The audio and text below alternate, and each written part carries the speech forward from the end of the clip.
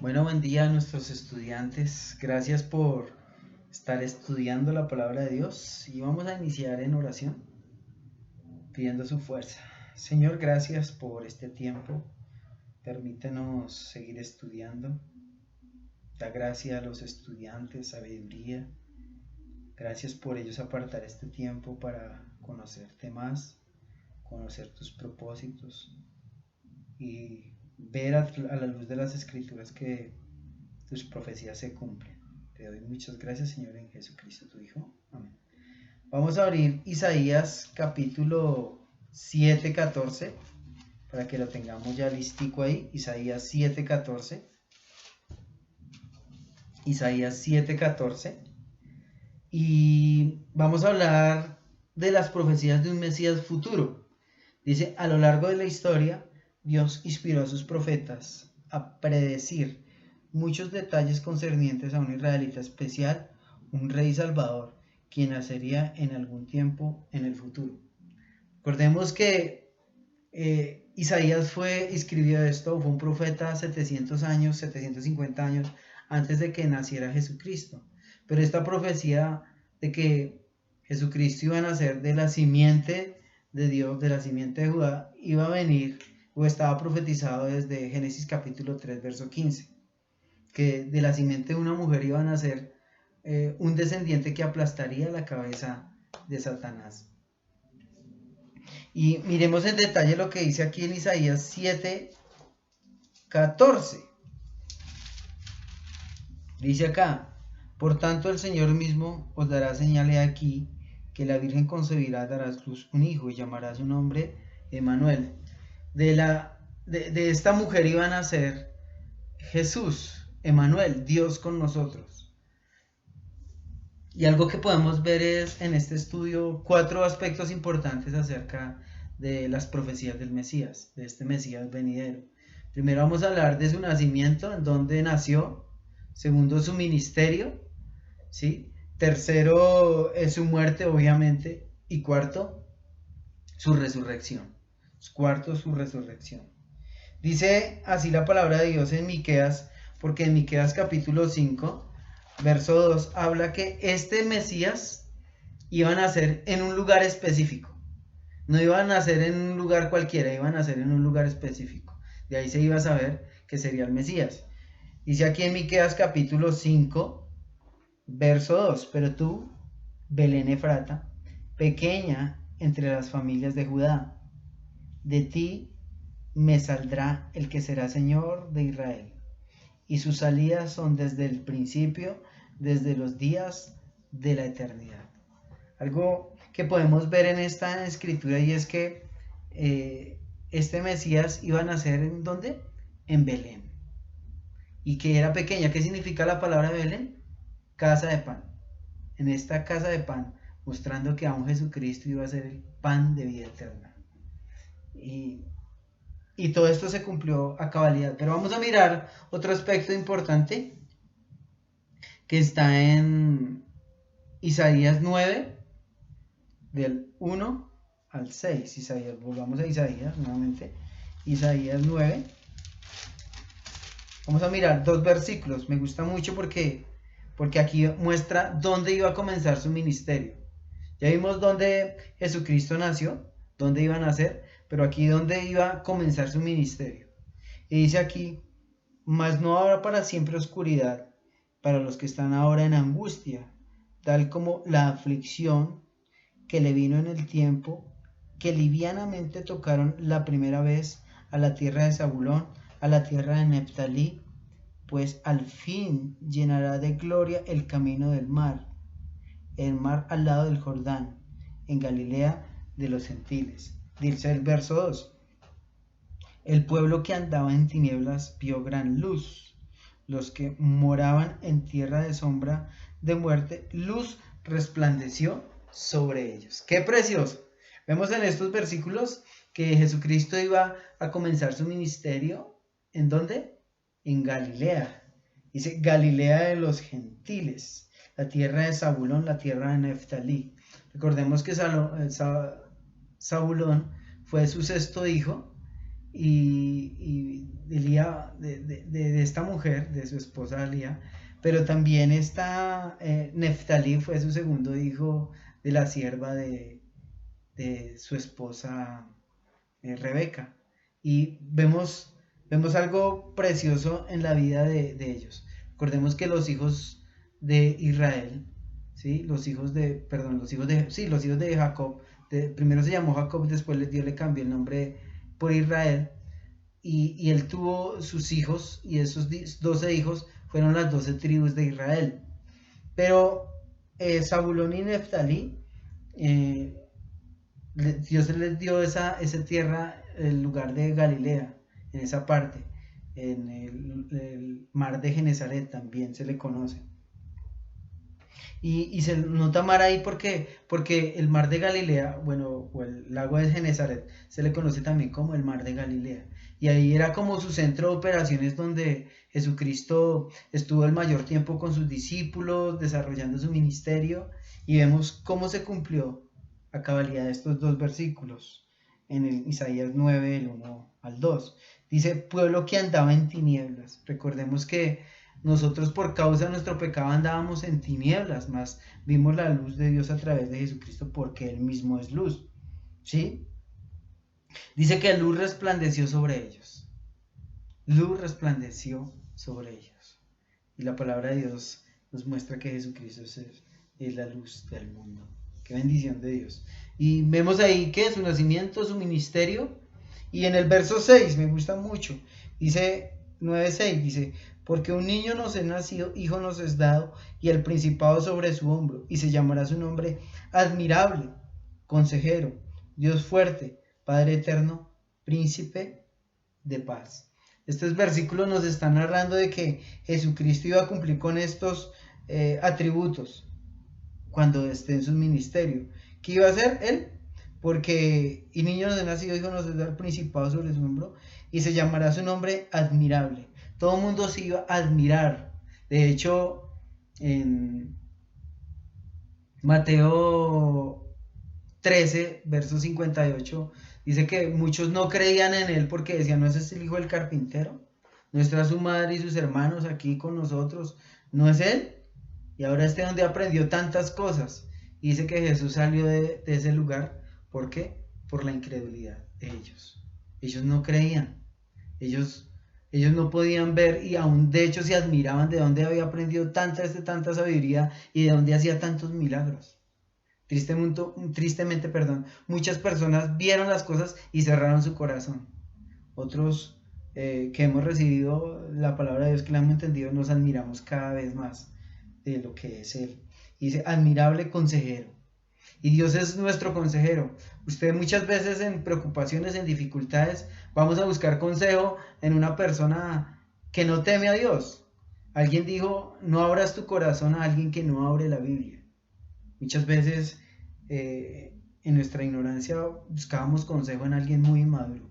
Aún dentro de la iglesia, dentro de hermanos, dentro de la iglesia local debemos buscar consejos de personas piadosas, de personas que estudian la palabra de Dios, que enseñan la palabra de Dios, para buscar un consejo piadoso.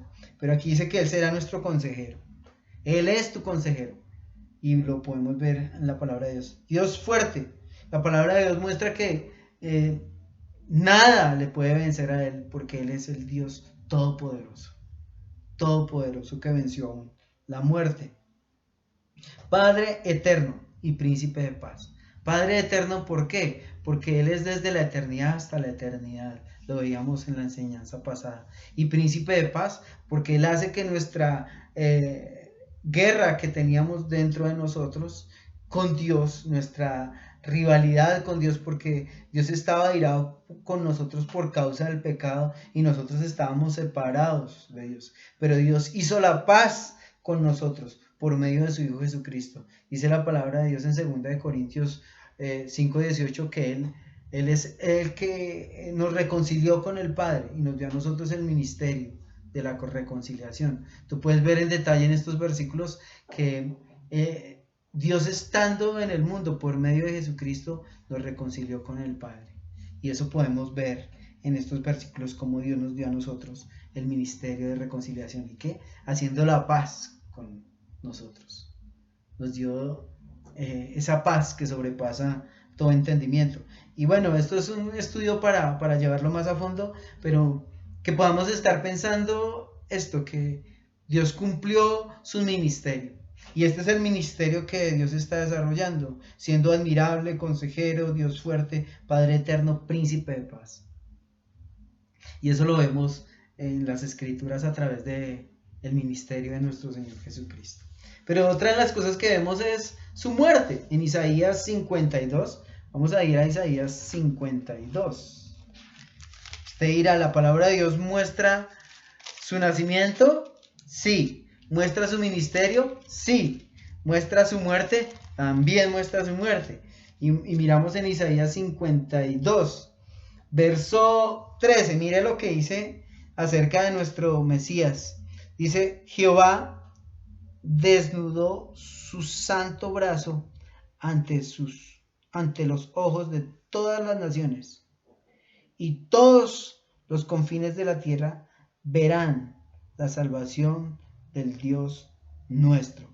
Bueno, esto lo dice en el versículo 10, pero en el versículo 13 me gusta mucho, bueno, y no quiero saltar el versículo 10 porque Jehová desnudó su santo brazo ante los ojos de todas las naciones. Aquí que estaba mostrando que lo dio a conocer a todo el mundo, que Jesucristo murió. Es un acontecimiento mundial, todo el mundo lo sabe, que hubo alguien en la historia llamado Jesús que murió en la cruz del Calvario por los pecadores, Dice acá, en el verso 13, dice, he aquí que mi siervo será prosperado, será engrandecido y exaltado, y será puesto muy en alto. Todo el mundo lo ve, todo el mundo supo quién fue Jesús. Muchas personas cierran su corazón a la salvación, pero fue conocido, fue exaltado, dice la palabra de Dios. En Isaías 53, 12, en Isaías 53, 12, bueno, todo este capítulo de 53 te lo puedes ver acerca del Mesías, pero mira el versículo 12, dice, por tanto, yo te daré parte con los grandes, y con los fuertes repartirá despojos, por cuanto derramó su vida hasta la muerte y fue contado con los pecadores. Hagamos un paréntesis ahí. Jesucristo fue ¿qué? Crucificado en medio de dos ladrones. Recuerda lo que decía uno, si eres el Hijo de Dios, bájate de esa cruz, sálvate tú y sálvanos a nosotros. Y el otro le dice, cállate, no sabes lo que dices. Pues a la verdad estamos aquí, merecemos estar aquí, el juicio, pero este hombre es justo, este hombre nada ha hecho. Lucas 23, tú lo puedes ver. Y Jesucristo le dijo a Jesucristo, acuérdate de mí cuando estés en tu reino. Y le dijo que hoy mismo estarás conmigo en el paraíso. Y que podamos ver en este acontecimiento, en medio de los ladrones, esto simboliza en medio de toda la humanidad. Ahí está la humanidad dibujada. Pecadores que le rechazan en medio de su muerte y pecadores que le reciben. Porque Jesucristo le contestó, hoy mismo estarás conmigo en el paraíso. Hoy mismo. Aquí está dibujada toda la humanidad. Pecadores que le rechazan, pero pecadores que le reciben, que le aceptan en su vida. ¿Quién eres tú? ¿Pecadores que solamente quieren ver un milagro? ¿O pecadores que le reciben como Señor? Que le reciben, que tienen las tres cosas importantes en la vida. Saber que somos pecadores, reconocerlo. Sí, segundo, reconocer que Jesucristo es el único Hijo de Dios, el medio para la salvación, y que debemos confiar en Él para la vida eterna. Pero aquí vemos en la segunda parte, dice, habiendo llevado el pecado de muchos y orado por los transgresores. Jesucristo siempre enseñó que no paguemos mal por mal. De hecho, lo enseña que debemos amar a nuestros enemigos. Que si nosotros amamos a los que nos aman, ¿qué más hacemos? No hacemos nada, no hacemos algo de más. Pero si amamos a nuestros enemigos, ese es el propósito de eso, porque eso fue lo que hizo Jesús, amar a los pecadores. De tal manera amó Dios el mundo que envió a su Hijo unigénito, para que todo aquel que en él crea no se pierda, mas tenga vida eterna. Algo que puedo ver en estos versículos y es que me recuerda lo que dice Romanos capítulo 12, 18 al 20. Dice, no seas vencido de lo malo, sino vence con el bien el mal. Si tu enemigo tuviere hambre, dale de comer. Si tuviere sed, dale de beber, porque ascuas de fuego amontonarás sobre su cabeza. Y esto debe animarnos a nosotros a vivir como vivió Cristo. Marcó la diferencia en un mundo donde solamente queremos hacer bien a los que nos hacen bien y hacer mal a los que nos hacen mal. Pero el deseo de Dios es que hagamos bien, aunque sea lo que nos hagan. Debemos estar dispuestos a actuar como Cristo Jesús. Amén. Algo que también debemos recordar es su resurrección. En el Salmo 16, 8, vaya ahí rápidamente, Salmo 16,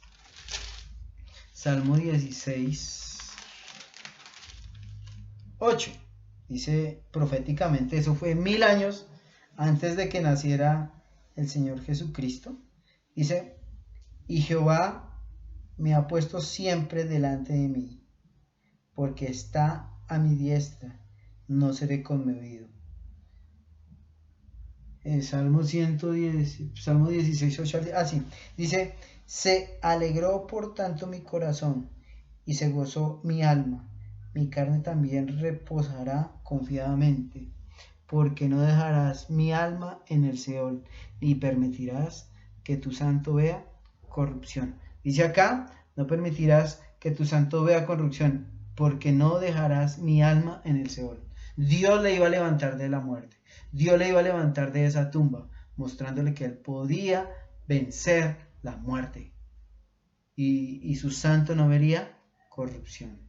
Muchos de nosotros iremos a la muerte. Estos mensajes quedarán grabados algún día y ya desapareceremos. Y nuestra carne se va a corromper, se va a desintegrar, se va a volver polvo.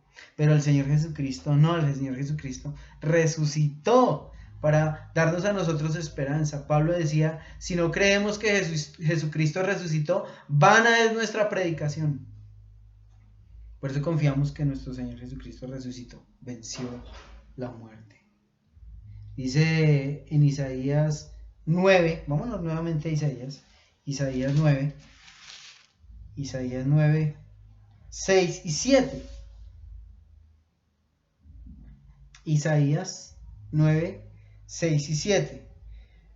Miramos en el versículo 6, dice que en su ministerio, consejero, Dios fuerte, Padre eterno, príncipe de paz. Dice acá el 7, lo dilatado de su imperio, y la paz no tendrá límite. Sobre su trono, sobre el trono de David y sobre su trono, disponiéndolo y confirmándolo en juicio y en justicia desde ahora y para siempre. El celo de Jehová de los ejércitos hará esto. Aquí vemos la palabra de Dios, que Dios ha confirmado su palabra. Y Él hará esto. Todo esto es obra soberana de Dios eterno, mostrando que nada hará que se detenga sus propósitos. Nada, absolutamente nada. Que tú y yo podamos recordar esto. Que las palabras de Dios son el sí y el amén. Nunca dudes de las palabras de Dios. Nunca dudes de sus promesas, porque son fieles y eternas. Si la palabra de Dios en el Antiguo Testamento profetizó acerca de su venida y se cumplió, hoy en el Nuevo Testamento se profetiza acerca de su segunda venida. Eso se va a cumplir. Oremos. Padre, gracias por este tiempo que nos permites estudiar tu palabra. Permítenos, Señor, recordar que tus palabras son sí y amén. Gracias, Señor, por los estudiantes Te pido que les ayudes en sus ministerios, en su vida, que puedan entender que así como Jesucristo nació, Señor, y tuvo un ministerio, que podamos entender también nosotros que hemos nacido de nuevo, que tenemos un ministerio en el cual tú nos has colocado. Y también, Señor, hemos vencido la muerte, porque tú, Señor, nos has comprado a precio de sangre. Señor, y recordar que tú fuiste al cielo, Señor. Tú fuiste al cielo y retornarás por segunda vez para llevarnos contigo en la eternidad. Te damos muchas gracias, Dios, por tu palabra en Cristo Jesús. Amén. Dios los bendiga, que puedan hacer sus tareas y recordar que en el Señor sus palabras son el sí y el amén. Bendiciones.